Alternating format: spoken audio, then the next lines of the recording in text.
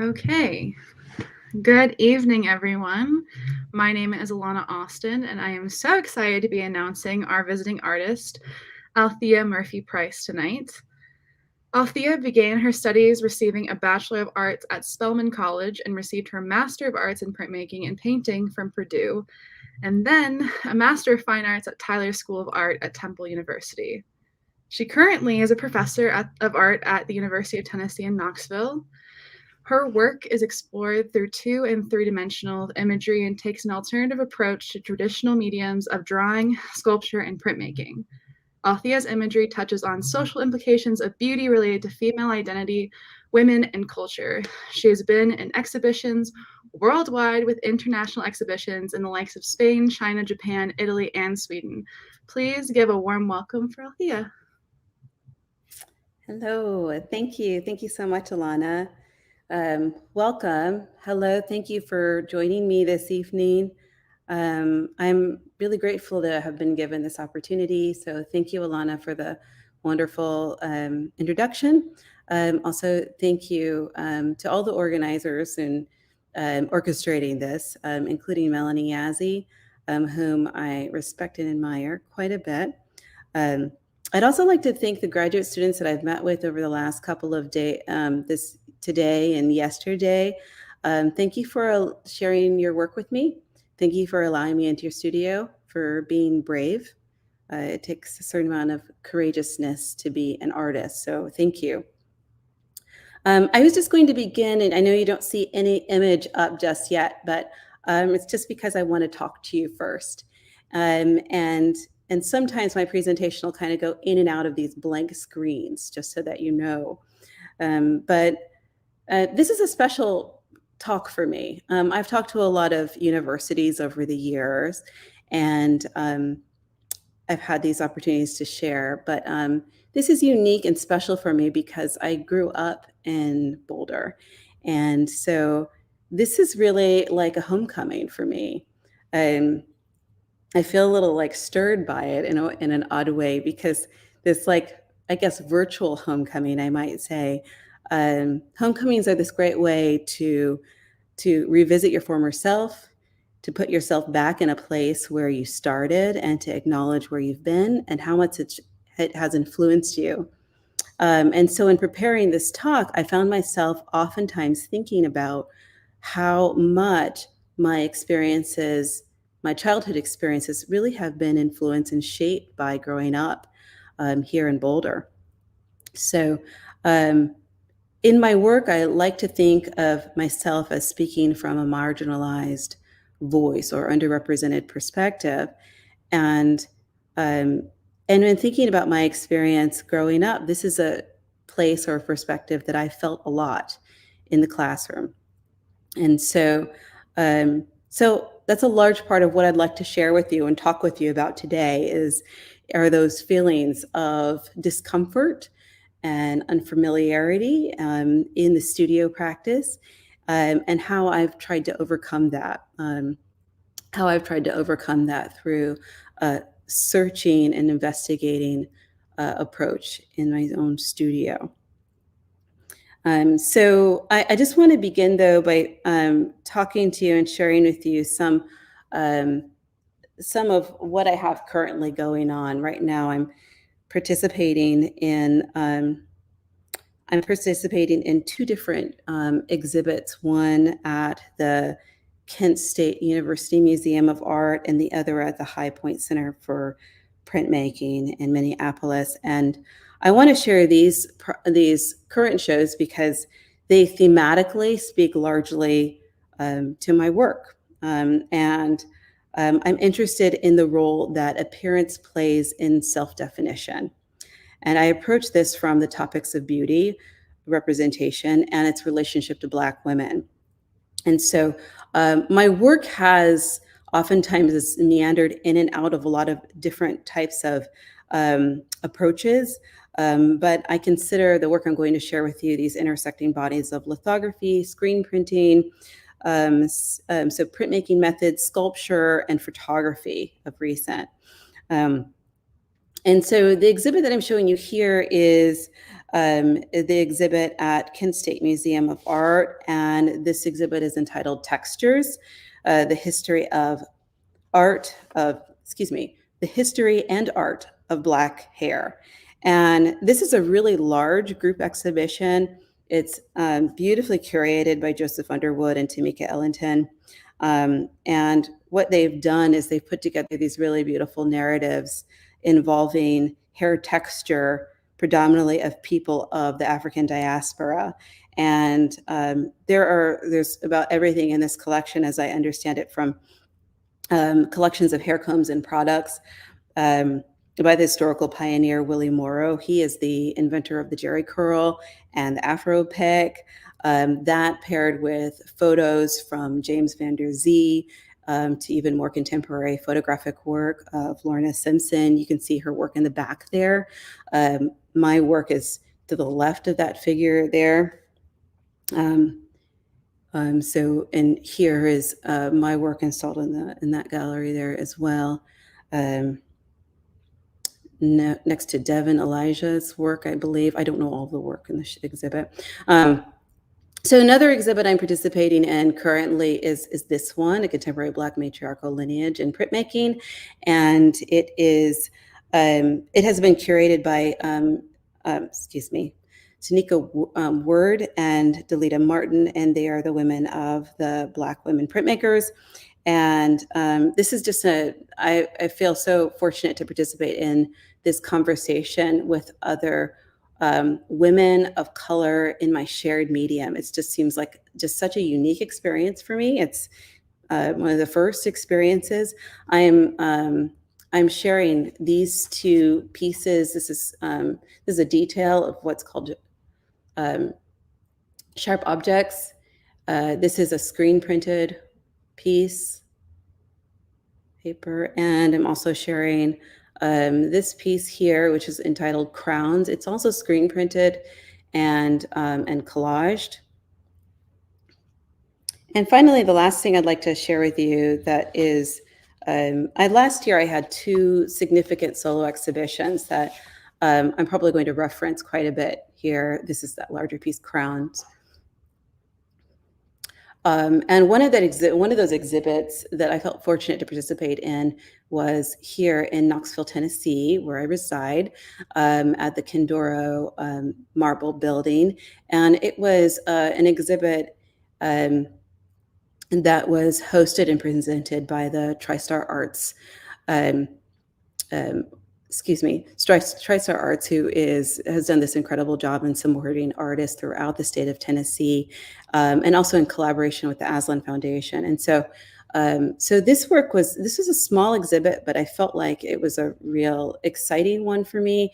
It combined both a combination of photographic work and also this installed this like sculptural piece called Cushion, and in it is synthetic hair, which has been altered and fused, combined with 3D printed these large hairpins,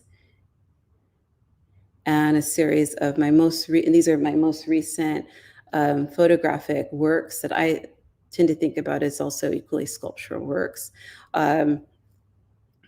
here throughout the exhibit. And there were also these needle pins and hairpins.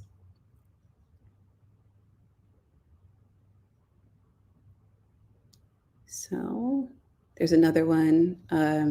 That's Blackbird Girl there on the wall. And this is Orbit.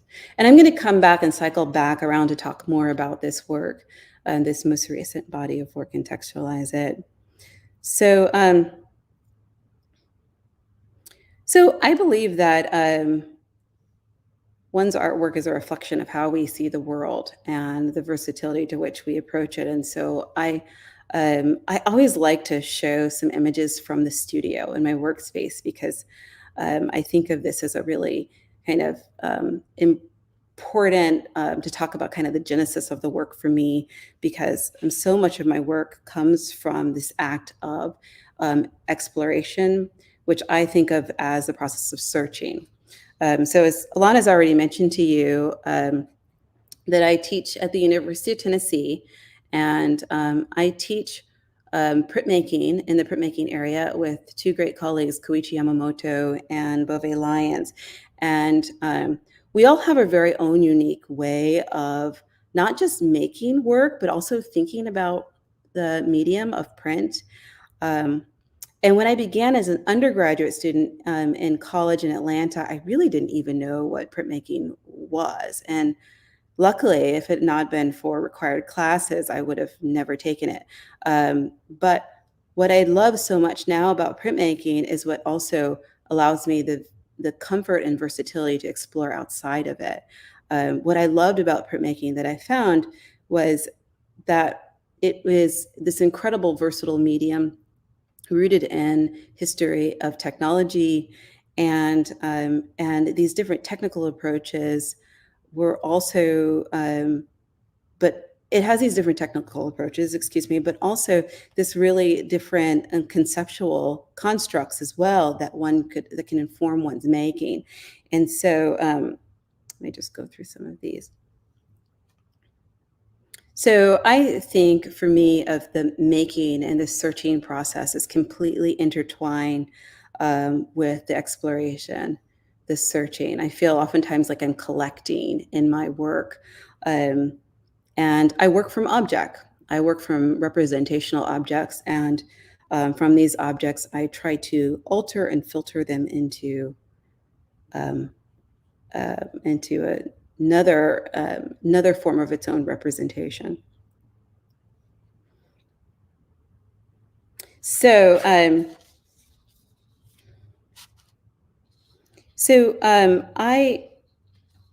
want to talk to you about my own history of searching and making, and because it's not always been smooth. And I have a couple of stories that I thought I might share with you about this being somewhat of a bumpy road for me early on as a student.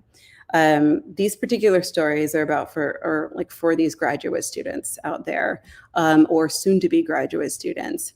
And so this particular one is when I had one of my most difficult critiques. What I would have at the time said it was one of my worst critiques in graduate school, when I received a critique from a visiting artist. And it was my first year, and I was making a lot of self-portraits. And the visiting artist came into my space, and I immediately began to explain my work and talk about form and figure and the relationship to figure and ground or something like that. And he took one look at my work and immediately said, "You're making political work." And oh no, I'm not. Let me explain to you. And I start to go on and elaborate to talk about my intents and the ideas behind my work. And he interjects and interrupts again and says, "You are a Black person. You're a woman. You're making political work. You have no choice in the matter. So your work is political." So at the time, that was pretty disruptive for me. Now fast forward to another moment in graduate study. I remember the first time that I saw hair used in artwork, and it was the work of David Hammond's work.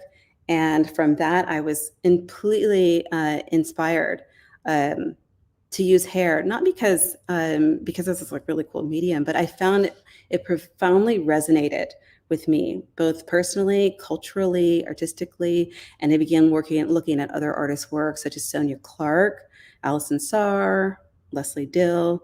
I just love that work, and I still do.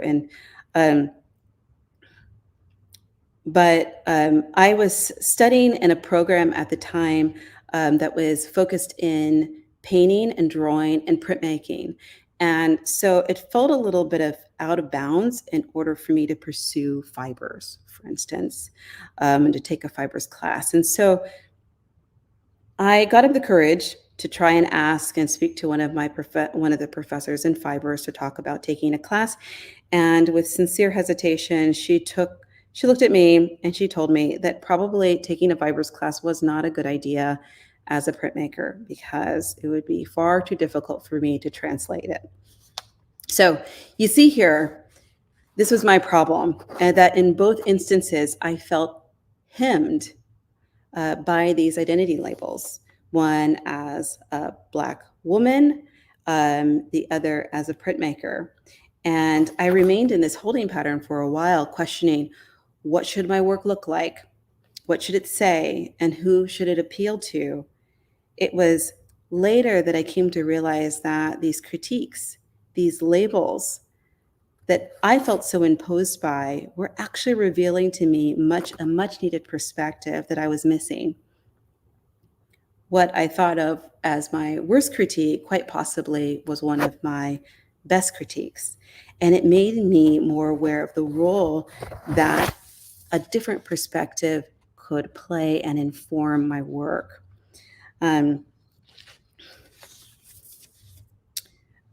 Also, this effort to deter me from learning more about fibers, in fact, motivated me to investigate it more properly.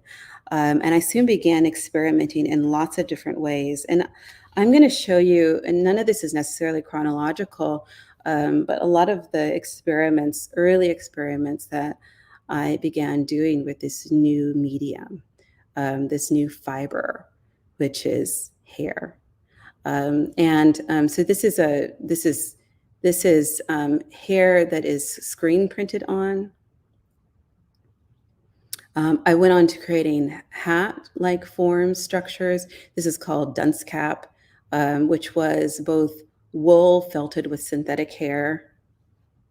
This is others. This is also wool and synthetic hair felted together.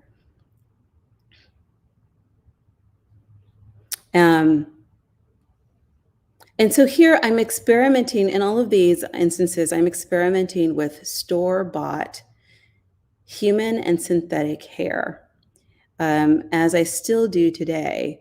It is mass-produced, it's relatively inexpensive, and I see it as a staple of my childhood memories. And now today, as an adult, it continues to be a tool in my adult life. In most cases, the synthetic hair that I'm showing you is a nylon-based plastic. So these are kind of some of my early on experiments, and which later on matured and developed into more realized compositions. This is called arrangement. And this is all entirely made out of synthetic hair. There are needle-like pins, however, in here, and artificial leaves. And this is entitled Platinum 613. 613 is the number of the hair product, the synthetic hair, which has been heated and fused together and composed into these little like corsage-like bows or forms. And this is entitled Love Affair. And it is also synthetic hair and pearl tip pins. And they are then nailed into the wall. The first title for this was Love Affair with Pins and Needles. I feel like pointing that out now, since I'm noticing that a lot of the content in my work right now is kind of at the precipice of addressing this like pin or sharp object again.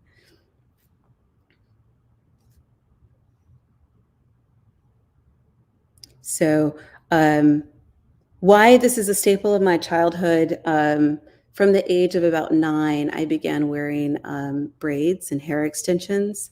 And this hair, and consequently, rather, the beauty shop, supply shop, became this reservoir of inspiration for me. And it still is something I draw upon today. I'm intrigued by the duality of how this space is both the business of disguise, as well as a place that can offer self-encouragement. It is a place of accumulated multiples, mass quantities, and the evidence of mass production. And it's all targeted specifically to this Black audience. This is changing somewhat now as time goes on, but in general, that is the case. It's a rich text. So about 4 years ago, I began collecting hair ties, barrettes, and any and all kind of forms of colorful trinkets. This is an image from the excuse me, I have trouble operating my system here, but from the beauty salon, from the hair shop, say, um, where I take so much inspiration from. And so this investigation, this searching, has led me to creating a variety of prints and collage works that are inspired by the aim to create the impulse to touch. This piece is called Play. And in this work that I've been creating and inspired by this in general theme, all of the work is it's both print and it's collage, and the colorful additions are added much like stickers, but they're all dimensional. And so in this work, I'm screen printing with thick layers. So this one's called Play. Let's go on to the next one. This comes from a series of barrette pieces that I've made. And as I'm screen printing with these thick layers of ink, that while I'm maintaining the registration, I'm building dimensionally, layer by layer, printed multiple times, one on top of the other, so that this two-dimensional image can become dimensional object. In most cases, then this is easier to see on this one. Then I've done this as collage, where then they're all individually cut out and then re-adhered to the surface and composed. So it's here I feel like I should reflect a little bit on my early understanding and self as a child, right? When I think about being back at home as a child, this inspiration for this work, creating a sense of fascination, was a familiar feeling for me as a child. An interest in touching my hair or looking at my skin in some sort of way. And it was a perspective that I learned to not see as a negative, but rather to utilize as a way of, as a voice or a way of anticipating my viewer and then implicating my viewer. So in here, this is a combination also of these like dimensional screen printed forms, but then also some of those circles are also flocked, so they're fuzzy. So there's like this kind of very like intended to be more tangible quality to this work. So this idea of like implicating the audience is something that was a concept that was introduced to me by the work of Edmonia Lewis. It was an 18th century sculptor, one of the very first accomplished and well-recognized women of color of both Native and African descent. She received wide recognition and acknowledgement in the art field. But it was her representation of the female figures in her work, in which she oftentimes embodied herself. And so she was able to work within the style of the time, this neoclassical style of the time, in a way that was acceptable to her general audience, but at the same time explore her own emotions, ideas, kind of, and perspective through her work. So she was still able to personalize it in a very coded way. This piece is called The Death of Cleopatra, which is this depiction of Cleopatra having allegedly committed suicide after a venomous bite. But she identified with this like Cleopatra as herself. And so I've always found that inspirational, and I continue to think about that as I work and find inspiration from my own perspective as well as perspectives of those around me.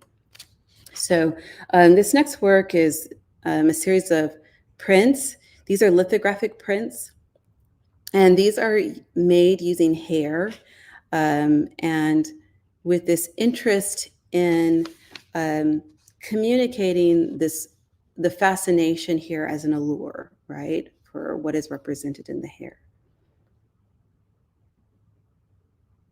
I call this entire series, which I'm only going to show you a few of, Search Perfect, since the images are inspired by online search results when searching for the word perfect hair. And you can try this search yourself too. It's changing now over time.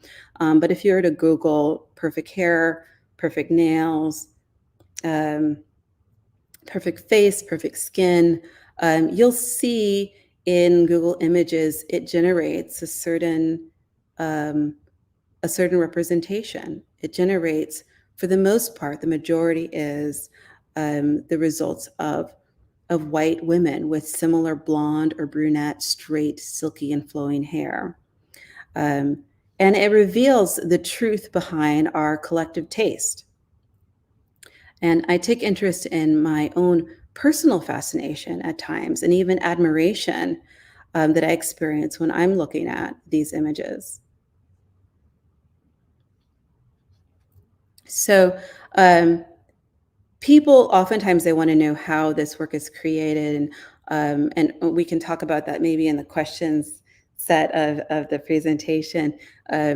But they are photolithographs, which is a photo-related photo process.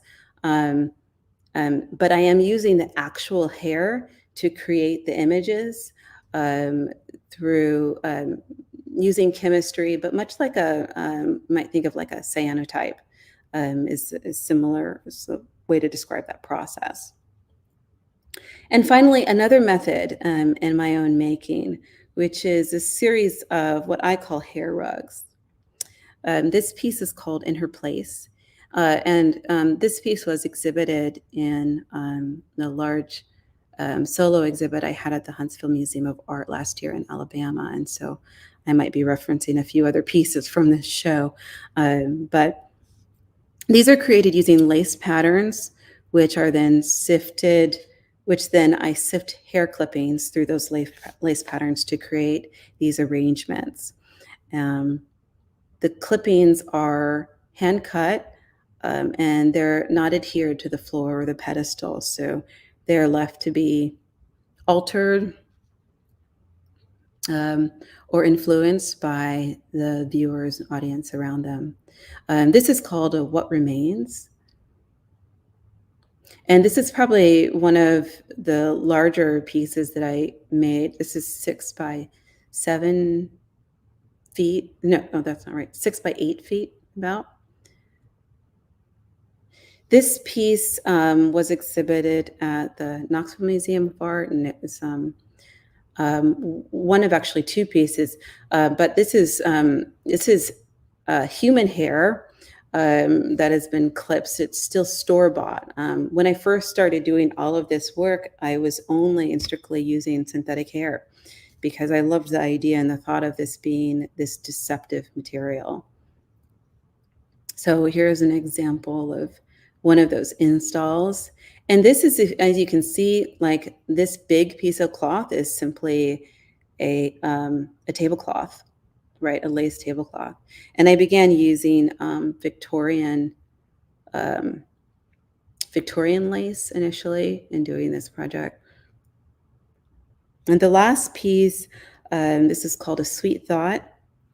It was on exhibit at the Tennessee, it was in an exhibit in a Tennessee-wide contemporary drawing exhibition called Along the Horizon. It's 8 by 8 feet, and it's probably the largest one I've done.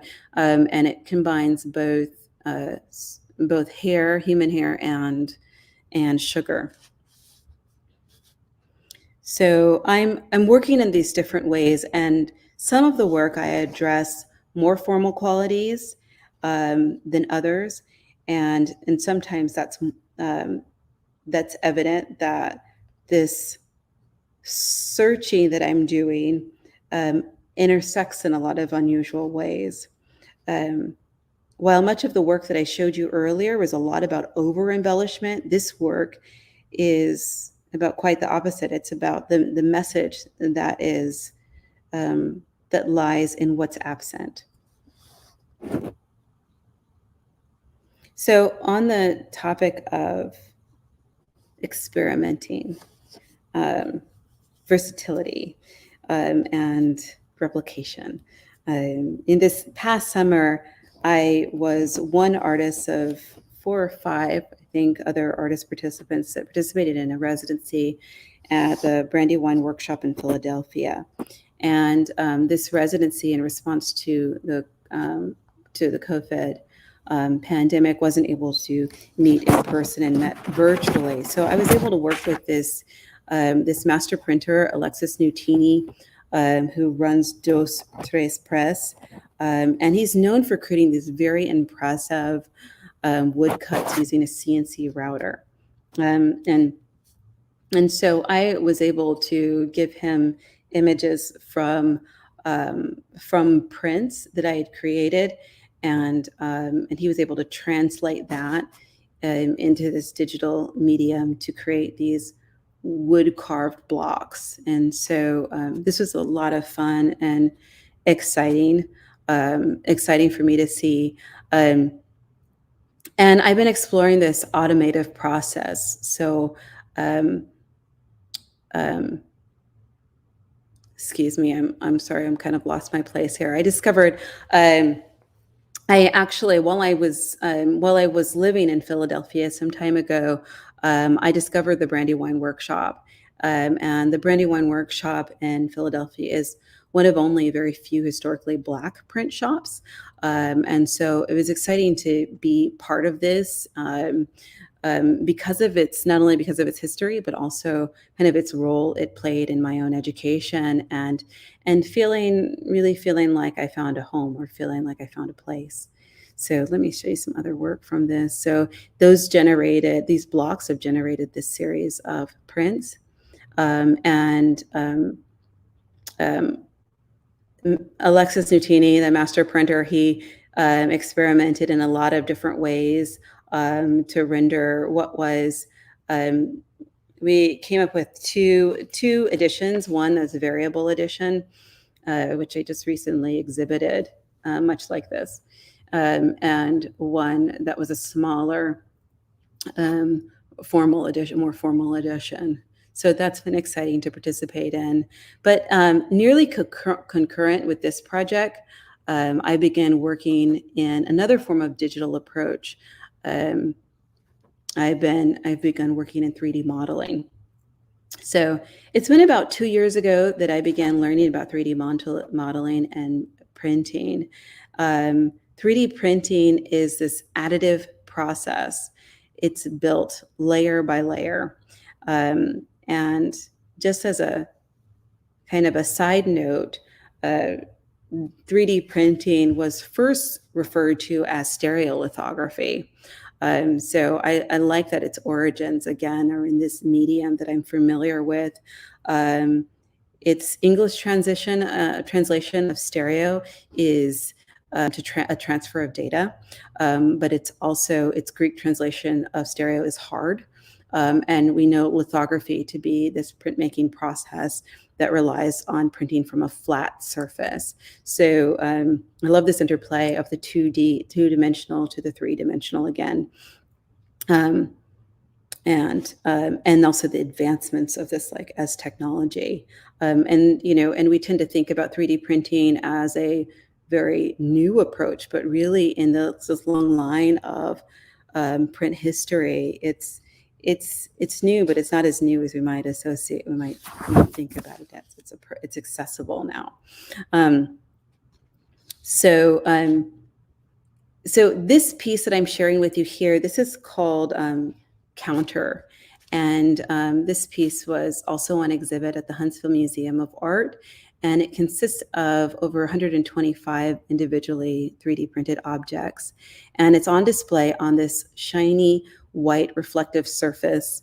I primarily worked on this piece last summer during COVID, but it's taken me about a little over a year to produce the work, in addition then to learning the process and learning the software.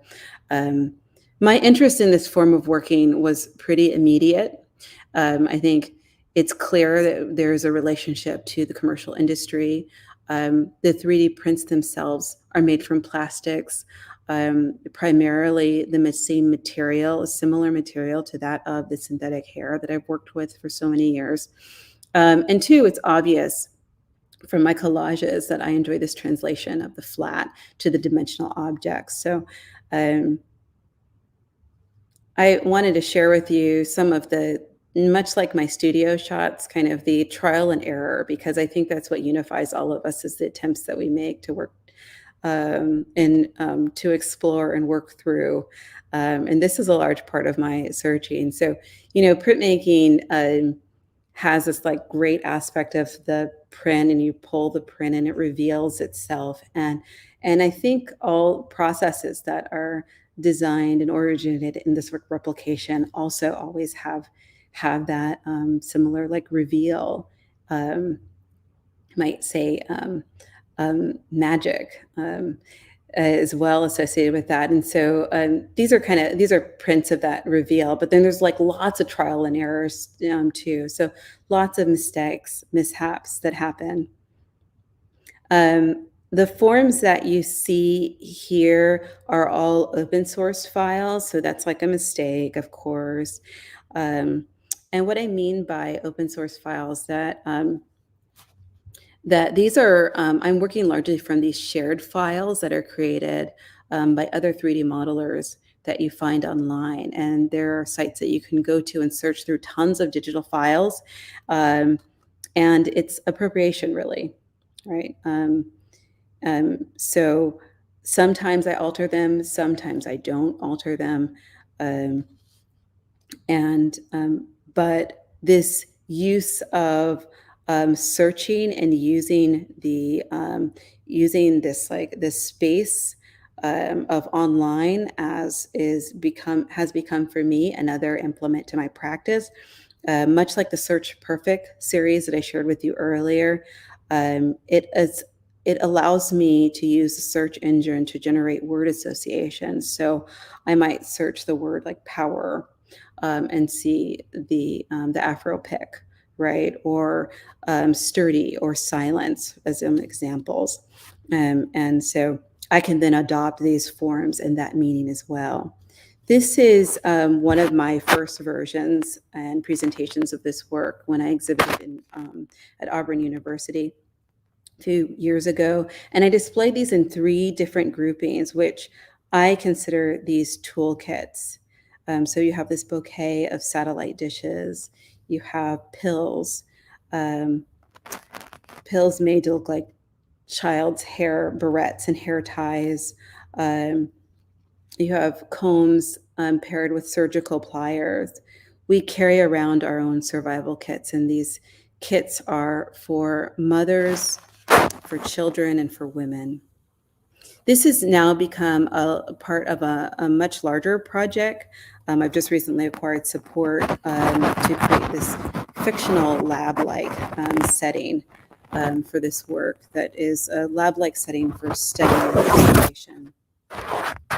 So the dichotomies and the tensions represented by these toolkits are a theme that I find myself returning to again and again in my work. In 2010, this now popular hashtag, Black Girl Magic, was popularized. And it became quite widely known and used in the Black community to promote and celebrate achievements of Black women. So many of the celebrities we associate with Black Girl Magic hashtags, like Simone Biles and Michelle Obama, Beyonce, of course. This hashtag is this celebration but the necessity of its existence arises from the real disparity between the success rate and happiness of Black women, and in comparison, from their white counterparts. So Black women are disproportionately at higher risk for a myriad of health problems, including depression, hypertension, diabetes, and the list goes on, maternal mortality, and Black women are 3 to 4 times more likely to die from pregnancy-related complications. And so that, in light of this hashtag, I began creating this work. And this work I call my Goody Girls, or Goody Girls series. And this is some of the last work I'm going to share with you as I wrap up. These pieces are inspired by my printed work that I showed earlier, but made maybe even more so from the sketch into the sculpture. I think about my work and myself in this work as less of a photographer, more of a sculptor. But I'm creating these wearable this like headgear. And I'm looking at this movement, the Black Girl Magic movement, with a critical lens to consider the consequences of the high expectation placed on girls of color. They're wearing headwear that's intended to be dazzling, youthful, playful, excessive, and it's also heavy. But excess in this case is not just embellishment, but it's the multiple expectations of society. All women, especially women of color, are asked to fulfill role upon role upon role, and we may be celebrated, but this burden still remains. So it leads me to where we began, and this current project that I mentioned to you. This piece is called Requiem. Many of the 3D printed objects that I showed you in the piece counter have ended up also here in this photographic work. And I love this translation that this work travels through. It travels through beginning as this kind of intangible digital file into this dimensional object as a 3D printed object, into the sculptural form, photographed and turned back into the two-dimensional object. This piece is called Orbit.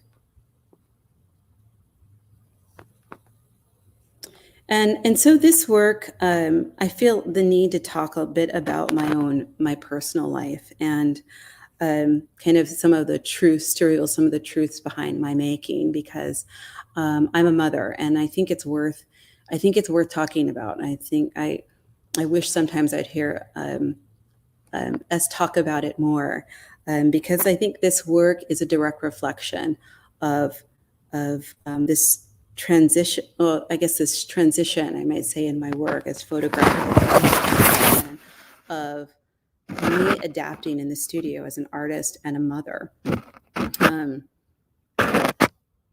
This piece here is Behind the Veil. Excuse me, I forgot to tell you the title. There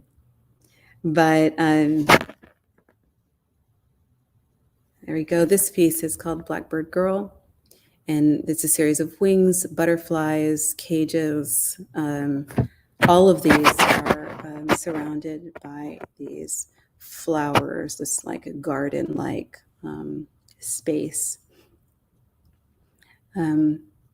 Additionally, speaking personally, my children are physically present in this work, and just like any parent, I'm concerned for them, and I worry for them. And this work represents my hopes and my concerns for their future. So I'm going to wrap up, but I've talked about being an artist. I've talked largely about the perspective in the medium of printmaking. I've talked about being a mother. But I'd like to include in thinking about the students in the audience about the importance also of community, the importance of identifying those that you can feel comfortable and vulnerable around. Those people that have stayed up with you late at night, that have seen you through some of your toughest challenges in the studio, or those are the really invaluable people that will really shape and propel your career. Hold on tight to those relationships. So thank you. I'm going to end there.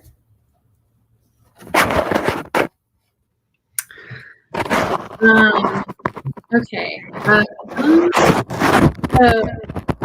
If you want to move your shuffling of your papers. I can. So to begin the questions we did receive, I received a bunch of questions from us. And she also wanted to say and point out that when we hope that you come in person to our print shop at CU and make work with us, we will make these arrangements for a safer future in the future. And she said this lecture has been so wonderful and amazing and a critical lens into your process. You are a wonderful gift to us during these times of isolation, and bring light to us so much, so that we all need to witness. And she wanted me to tell you thank you for being so open with us. So I just want to read that first. Oh, well, thank you. Thank you. So some of the first questions that came in, there was one person who kind of wanted to discuss a little bit more about your intentions of hair colors used. Do different hair colors represent different ideas or feelings? That's a good question. I do think about the hair color associated with emotions, but I do think about them as different identities. I tend to think that visually, a lot of times the way that I'm approaching formally the composition is like a portrait, right? And so as I have, although I might have represent an object or material or things or something like that, I'm giving it an identity, right? And so I'm thinking about it as, I'm, in this case, I might be thinking about it. Actually, I could clarify that more specifically.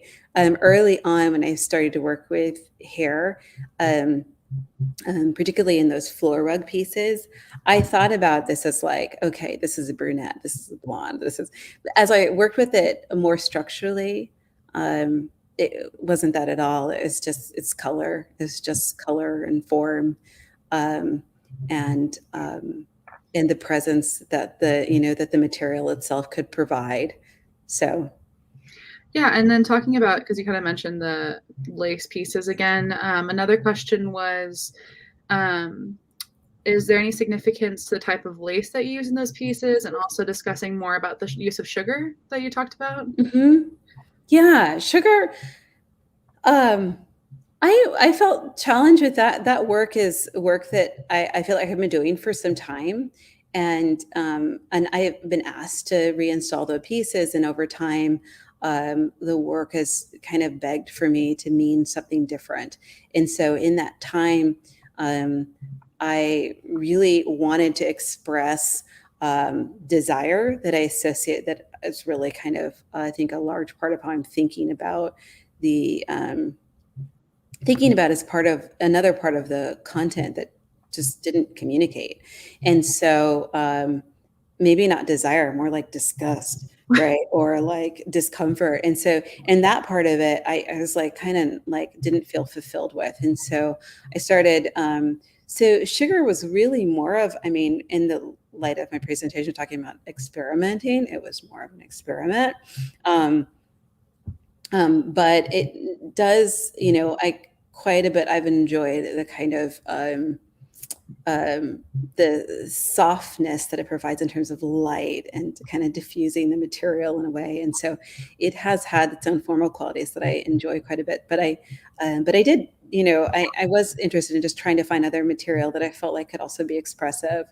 What was the other part of that question? I'm asking more about the use of lace. Oh, the lace. Mm-hmm. Yes, lace has great history. And I first began to learn more about lace when I used to teach a class in Venice, and neighboring Venice is a small island called Murano, and it's one of the primary or early harboring areas and distribution of lace. And I started to learn a bit more about Victorian lace and how um, um, its commercial value and its association to status.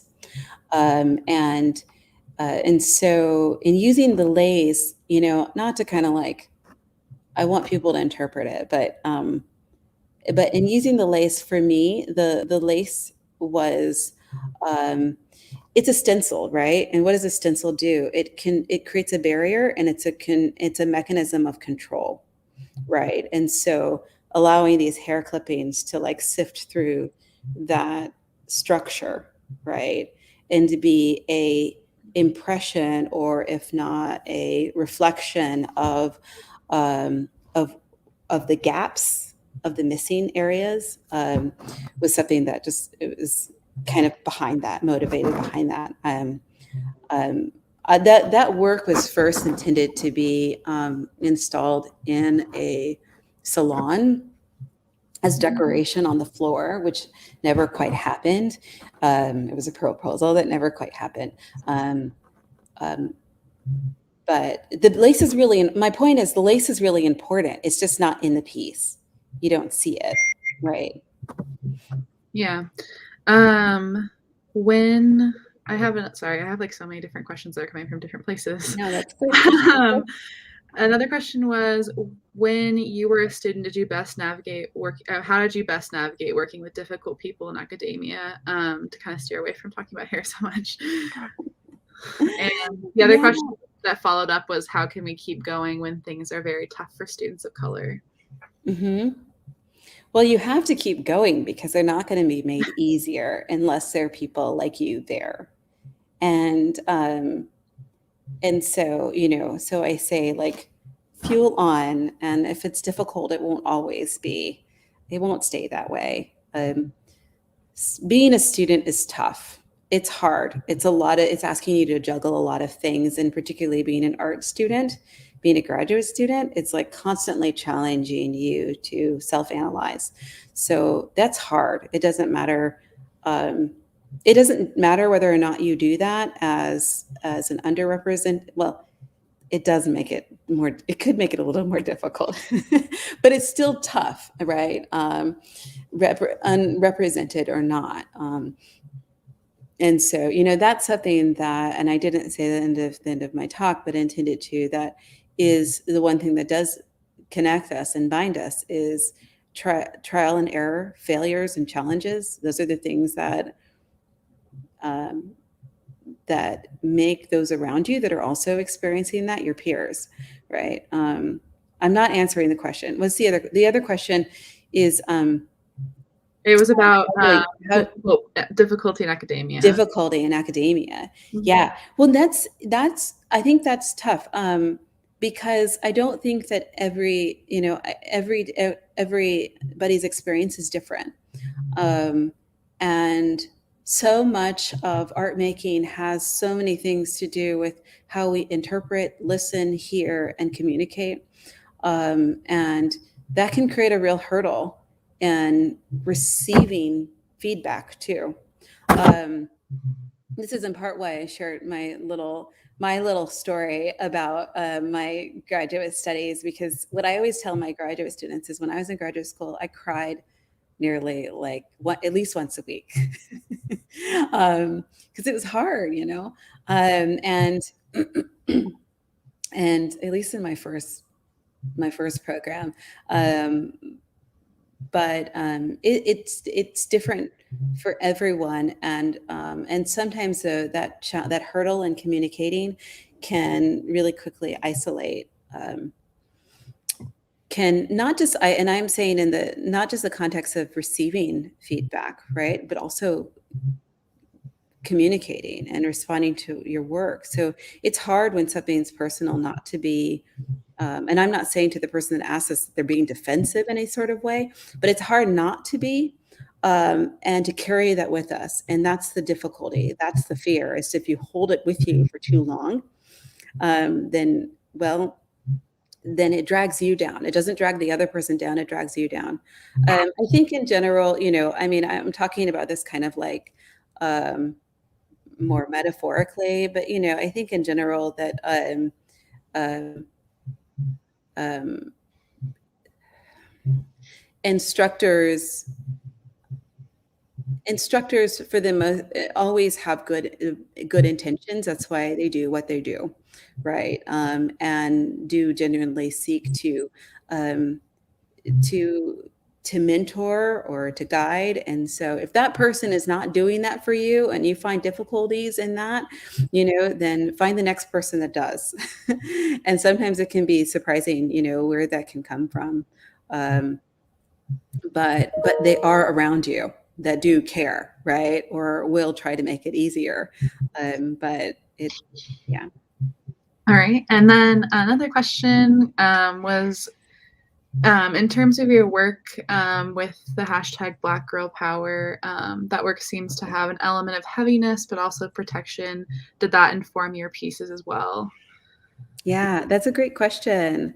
Protection's a good one. I'm going to have to start saying that more often, because I think about this head dresses as helmets. And so, yeah, that definitely is there.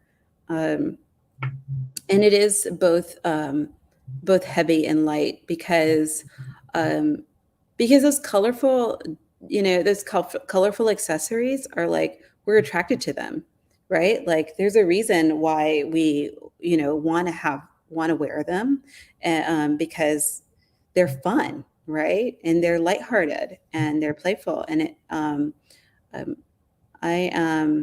so I think that there's not all bad there. There's lots of good there too, right? And behind that perspective, but it's heavy nonetheless, right? There's a lot of it nonetheless. Yeah. And then did you ever use your own hair while exploring your concepts at all?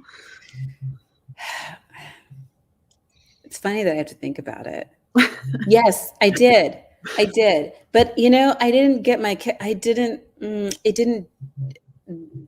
that's actually how I realized why I wanted to use synthetic hair, because it was about its attempt to be something that it's not, that I found interesting, right? That its whole purpose is to make you to believe that it is something that it's not, that I was really interested in. I did some of my earlier experiments with hair were inspired by David Hammond's work. And so I did things like making little balls of hair and attaching them to things, or stitching to pillowcases and things like that. And it is something also about like actually using human hair that I find uncomfortable, because the stuff I work with isn't real, really. In my mind, at least, it's so it doesn't carry with it for me that awareness that it's not someone's body I'm playing with. It's the lack of that I find really kind of fascinating. But so the answer is yes, I have, but I haven't enjoyed it that much. I can feel, I understand. I personally, I can understand that. I think there's like a disconnect trying to create almost in that. And then another kind of question about the hair.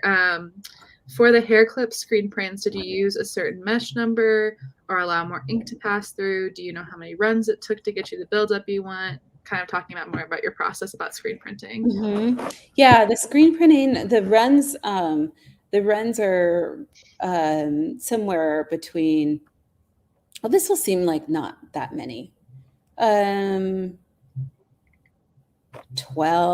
to 15 or something like that, but I'm working with a thicker ink.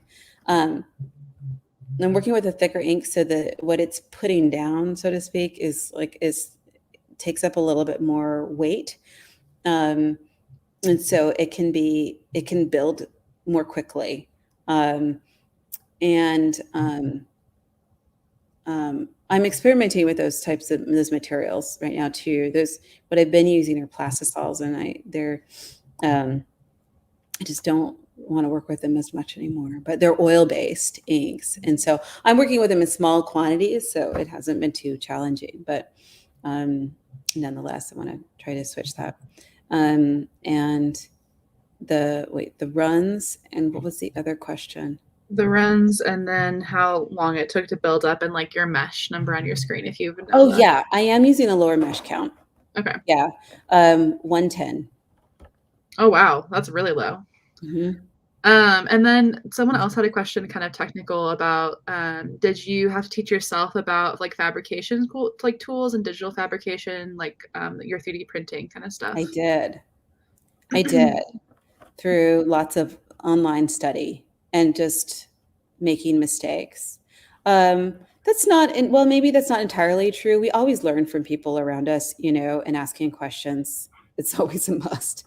So I can't give myself 100% credit. I had a great graduate student I was working with a couple of summers ago, who is now living in New York, and who kind of gave me some of my first introductions to that too.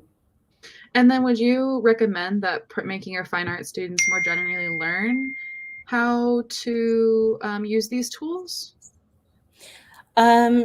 Yeah, I think so. I would say that. You know why? I would say that because I'm assuming that's a printmaker that's asking the question, a printmaking student. I would say that because I think it is and will become more part of the language of the dialogue that we're talking about printmaking within. And there's always a restriction initially to new processes and including them in the canon of print. There's always a hesitation in doing so. I think we even still see it now with digital print, like digital printing, right? It's trying to distinguish between the photograph and the digital print, the printmaking, digital print, and that type of thing, because we're kind of learning the new language for that, and coining it, I guess, based on what is its tool, what does it offer, but I think what it's showing though, honestly, it's just more overlap, right? I mean, it's like it's print crossing into sculpture.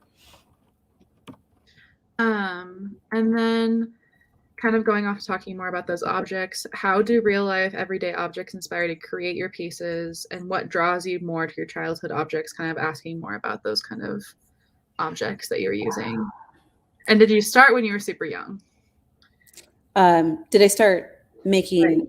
I guess, did you work? start interacting with these objects when you were younger? Oh, okay.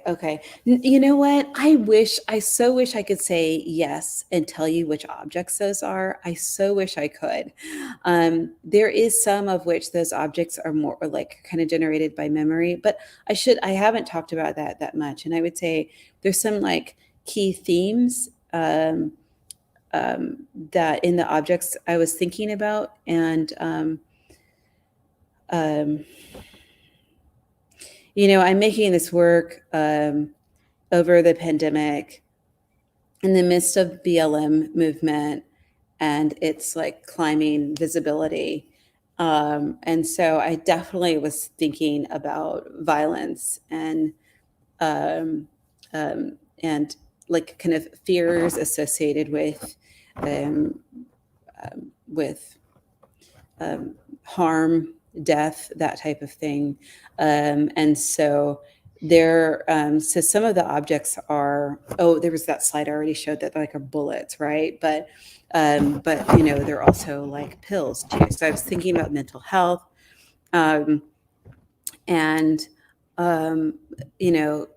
trying to couch some of these things that are a little bit more uncomfortable as things that might also might look playful, or might look like might look toy-like, and safe, that they might look safe. There are other objects like there's several different satellite dishes. So thinking about sound, thinking about filtering out sound, thinking about voices and projecting, communicating.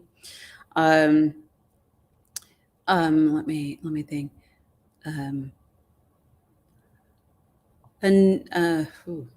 A number of them are they're like tool-like objects, and I mentioned in my talk that I think about them as tools, but they're really like hardware and like nuts and bolts and things like that.